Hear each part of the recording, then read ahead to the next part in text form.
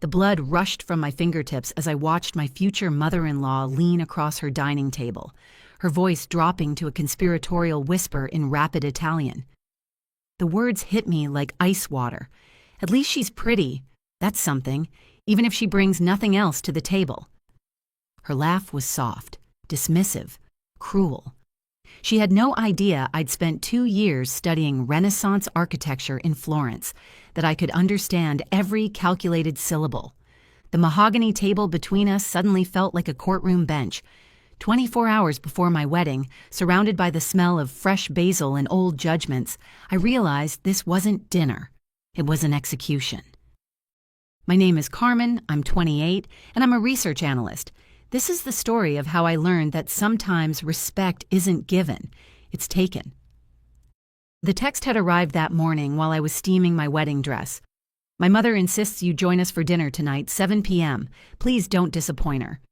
The word insists carried weight like a gavel, not would love to see you or hopes you can join us. Insists like a summons. I'd known Elena Torino for 18 months, ever since her son Marcus brought me home for Sunday dinner. She'd never warmed to me, not once. Every holiday gathering felt like a job interview I was destined to fail. Her questions were surgical. Where exactly is your family from? What does your father do for work? Can you make fresh pasta?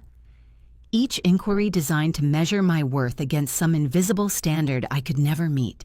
She was third-generation Italian-American, the kind of woman who believed daughters-in-law should prove themselves through submission and service. I wasn't built that way. I'd earned my graduate degree while working nights at a translation company. I spoke 4 languages fluently and had published papers on architectural preservation. But to Elena, I was just the girl taking her precious son away from home. The dinner invitation felt like a trap, but refusing wasn't an option. Not the night before my wedding. I chose a charcoal wool dress and pearl earrings, nothing flashy. I didn't need armor when I had ammunition. At exactly 7 p.m., I stood outside their brownstone in Bensonhurst. Watching warm light spill from the windows, Marcus opened the door, his smile apologetic and nervous. "She's in rare form tonight," he whispered, kissing my cheek. "Just survive it, okay?" Elena waited in the living room like a general reviewing troops. Her silver hair was perfectly set, her burgundy sweater crisp and spotless. When she smiled, it didn't reach her eyes. "Carmen, darling, you look so thin. Are you eating enough? Tomorrow is a big day. You'll need your strength." The dining room table gleamed under crystal chandeliers. Homemade ravioli, roasted peppers, imported olives, everything artfully arranged, everything a test Marcus's father, Vincent, tried to keep conversation light, asking about my favorite books and sharing stories from his construction days. But Elena's questions kept circling back to the same themes: family background, domestic skills, future plans. "After the wedding, where will you live? Marcus's apartment is quite small for 2 people. "We'll manage just fine," I replied, cutting my pasta carefully. "And children? You want children, of course. A woman your age should be thinking about these things." Marcus shifted uncomfortably. "Ma, can we just enjoy dinner?" But I could feel her probing, searching for weakness. When Marcus excused himself to take a call from our wedding coordinator about final seating arrangements, and Vincent stepped outside for his evening cigarette, Elena's mask finally slipped. She turned to Vincent when he returned, speaking in rapid Italian with the casual cruelty of someone who believed herself safe behind a language barrier. Her voice was light, almost amused.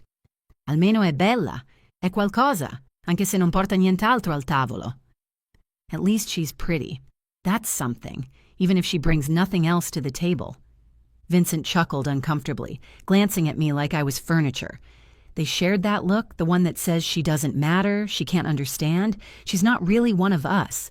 My pasta fork didn't tremble. My smile never faltered. But something crystallized inside me, something harder than diamond and twice as sharp. I'd been underestimated my entire academic career by professors who saw a quiet woman and assumed weakness. I'd learned that the most devastating responses come not from anger, but from absolute composure. I stood slowly, walked around the table, and placed my hand gently over Elena's. She looked up, confused by the gesture. I leaned close and spoke in clear, precise Italian, the kind they speak in Florence, not the broken dialect of her childhood. Ho capito ogni parola. Non ti preoccupare per niente. Non ho bisogno dei tuoi soldi o della tua approvazione. So come provvedere a me stessa e alle persone che amo. Ma grazie per la cena. È stata molto illuminante. I understood every word. Don't worry about anything. I don't need your money or your approval. I know how to provide for myself and the people I love. But thank you for dinner.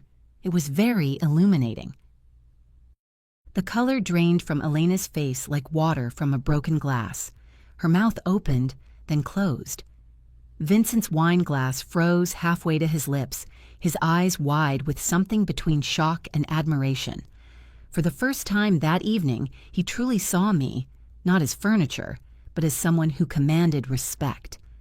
Marcus walked back into a room so quiet you could hear the grandfather clock ticking in the hallway. He looked between his mother's pale face and my serene expression, reading the battlefield in our postures. The rest of dinner passed in crystalline politeness. Elena made the appropriate noises about tomorrow being special, about getting proper rest, but her voice had lost its authority, and her eyes held something new, not quite fear, but recognition. She'd realized she wasn't dealing with the fragile girl she'd imagined. After saying goodnight with careful formality, I walked to the subway station, November air biting at my cheeks. My phone buzzed. Marcus texting from inside the house. Whatever just happened in there? You're magnificent. Tell me everything tomorrow. But I couldn't sleep. At midnight, unable to quiet my racing thoughts, I sat at my kitchen table staring at an email that had been waiting in my inbox for 3 weeks. The subject line read, "Final offer, senior analyst position, Florence office."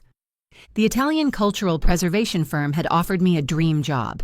12 months in Tuscany, leading a team documenting Renaissance architectural sites, full salary, housing allowance, visa sponsorship, the kind of opportunity that shapes a career, possibly a lifetime. Response deadline. Tomorrow, my wedding day. I'd interviewed during our engagement, thinking of it as a long shot. When they called with an offer 3 weeks ago, I'd asked for time to consider. I hadn't told Marcus yet. I was waiting until after the wedding chaos settled, until we had space to breathe and plan. But sitting there, at 1 a.m., Elena's words echoing in my head, I realized something crucial. This wasn't just about a job. This was about who I wanted to be in this marriage, in this family, in my own life. I imagined us in Florence. Morning espresso in Piazza del Duomo, a small apartment with shuttered windows overlooking terracotta roofs, weekend trains to Rome and Venice, building a life on our terms, not Elena's. But I also saw the risks. Marcus's entire financial planning practice was here, his clients, his network, his reputation. Elena would fight this move with everything she had, painting me as the selfish woman who stole her son. And if Marcus came with me out of guilt rather than genuine enthusiasm, we'd both end up resenting each other in a foreign country. The next morning, 4 hours before our wedding ceremony, I called Marcus. "I need to see you, now." 20 minutes later, he arrived still wearing pajama pants, hair uncombed, concern written across his features. I handed him the printed email offer. "I got this 3 weeks ago," I said. "Florence, 1 year, possibly permanent. I'm not giving you an ultimatum, I'm giving you a choice. But I need you to decide based on what you want, not on what your mother expects." Marcus read the letter twice, his hands shaking slightly. When he looked up, his eyes were bright with something I hadn't seen in months: excitement. "Yes," he said simply. "Not because I'm running from her, but because I'm choosing us. I'm choosing the life we want to build together, not the one she's planned for me." He pulled out his phone. "I can transfer my 3 biggest clients to remote management. The rest, I'll figure out. Mom will hate it. She'll call it abandonment. But I'm 32 years old, Carmen. I'm done letting guilt control my decisions." We got married that afternoon in a ceremony that felt like sunlight breaking through clouds. At the reception, the celebration was warm and joyful, but I caught Elena watching us with hawk-like intensity. During the dessert course, she pulled Marcus aside for an urgent conversation near the entrance. I watched from across the room as she gripped his arms, speaking rapidly, desperately. When he returned to our table, his jaw was set. She knows about Florence, he said quietly. Called it a betrayal. Said I'm throwing away everything for your career. He took my hand. I told her I'm not throwing anything away, I'm building something new.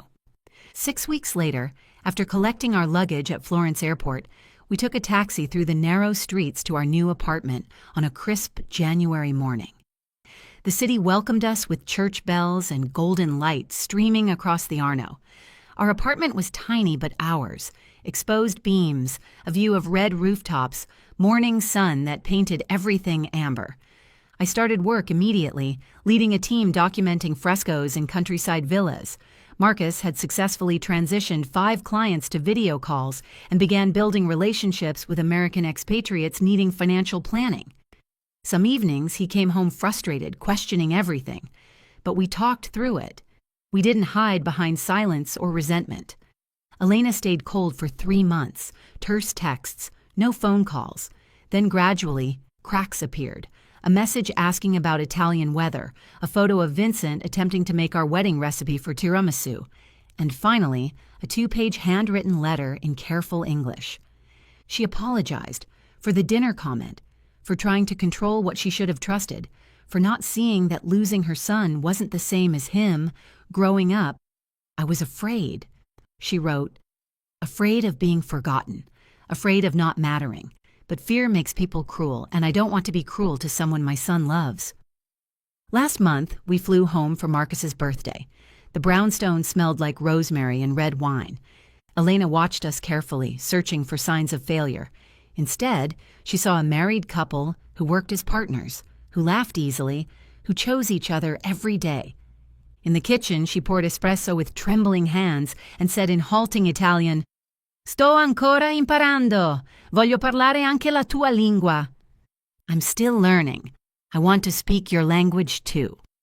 Vincent nodded approvingly from the doorway, raising his coffee cup in a silent toast. She's been practicing for weeks, he said with obvious pride. Finally accepts that our son chose well. It was better than any apology she could have offered in English, and Vincent's endorsement sealed what I'd hoped for. Complete family acceptance. Last week, I took a pregnancy test in our Florence bathroom. 2 pink lines. Marcus cried when I showed him. When we called his parents via video, Elena covered her mouth, tears streaming down her cheeks. Come home for Christmas, she whispered. I'll start knitting little blankets, and I promise, no more battles, just family. We spent the holidays in Brooklyn, where Elena kept her word completely. She asked about my work with genuine interest, deferred to our decisions about everything from baby names to birthing plans, and treated our marriage as an equal partnership. Vincent taught Marcus traditional carpentry techniques for building a crib, and Elena taught me family recipes she'd never shared with outsiders before. 8 months later, our daughter Sophia was born healthy and perfect in a Florence hospital.